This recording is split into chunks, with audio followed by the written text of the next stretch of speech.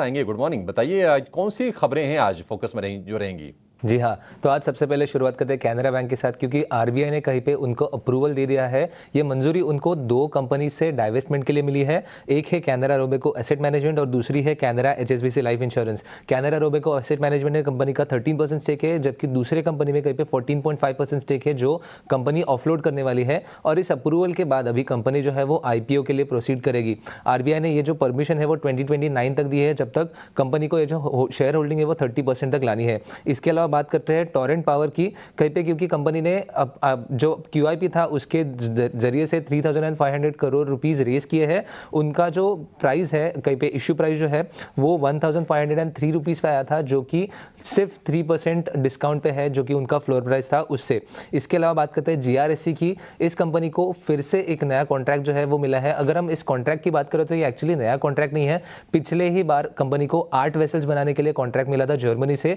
उसी के चलते हुए कहीं पे जो दूसरी वेसल है वो बनाने के लिए कंपनी ने शुरू की है। अगर हम टोटल कॉन्ट्रैक्ट साइज की बात करें तो पिछले बार जो 8 वेसल्स बनाने का कॉन्ट्रैक्ट मिला है उसकी वैल्यू $108 मिलियन है।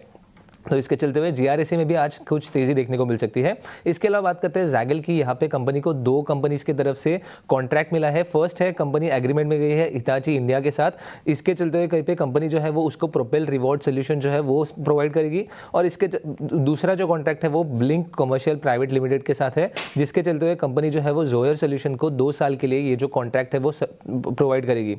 इसके अलावा बात करते हैं ओला इलेक्ट्रिक की। कहीं पे सीसीपीए की तरफ से फिर से उनको एक नोटिस आई है। पिछले बार हमने देखा था ओला इलेक्ट्रिक के पास 10,000 से भी ज़्यादा कंप्लेंट्स गए थे सीसीपीए के पास, जिसके ऊपर उन्होंने क्लैरिफिकेशन मांगा था। और ओला इलेक्ट्रिक ने कहा था कि 99% से भी ज़्यादा ये जो कंप्लेंट्स है उसको उन्होंने एड्रेस किया है। अभी सीसीपीए ने फिर से उनको 15 दिन का समय दिया है बढ़ा के, और इसके ऊपर जो एडिशनल डिटेल्स है वो मांगी है। और आखिर में बात करते हैं राइट्स की। राइट्स को भी इस यहाँ पे एक नया प्रोजेक्ट मिला है। कंपनी को कहीं पे इंडियन इंस्टीट्यूट ऑफ मैनेजमेंट जो है, जो कि रायपुर में है, उसके कैंपस से रिलेटेड ये प्रोजेक्ट मिला है, जिसकी वैल्यू 148 करोड़ रुपीस होने वाली है। तो खबरों के दम पे आज के दिन में इन सब स्टॉक्स पे हमारी नजर जरूर बनी रहेगी। ठीक है, ये खबरों के दम पर जो शेयर फोकस में रहेंगे उसकी पूरी की पूरी जानकारी आपको गौरव ने दे दी है।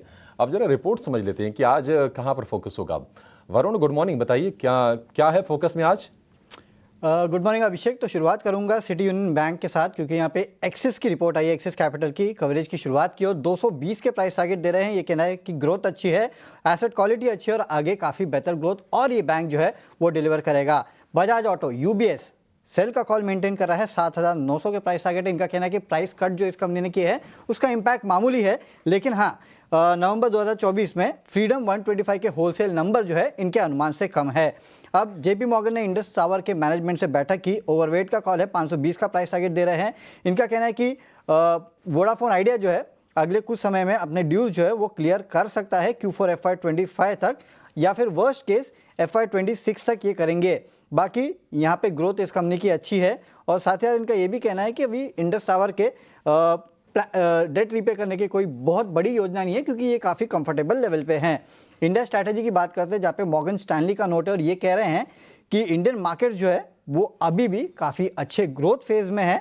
और इनका जो लक्ष्य है बीएसई सेंसेक्स के लिए दिसंबर 2025 तक का बेस केस 93,000, बुल केस जो है 1,05,000 का इनका सेंसेक्स पे लक्ष्य है। और ये प्रेफर कर रहे हैं defensive, small and mid cap, financial consumers, technology को। बाकी सारे सेक्टर्स पे ये अंडरवेट है, लेकिन हाँ टारगेट जो दिए हैं इंटरेस्टिंग है, तो यहाँ पे नजर रखिएगा।